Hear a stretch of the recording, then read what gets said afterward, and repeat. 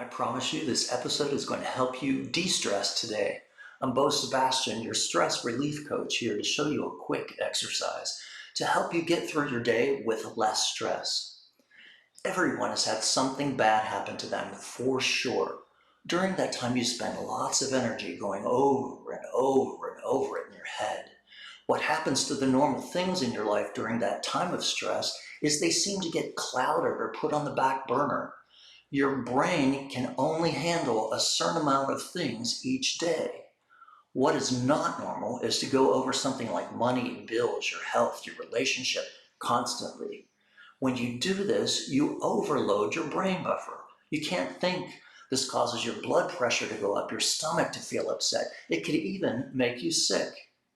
Here's what I want you to do today. Decide what you want to think. Make a list of healthy thoughts that you want to think about. At the start of each day, read the list over 25 times. Read it aloud. If you can, memorize the list like you've memorized your sadness. What will happen if you do this is that your brain will start to memorize these healthy things instead of the negative ones. It's so simple, but most people would never think to do this.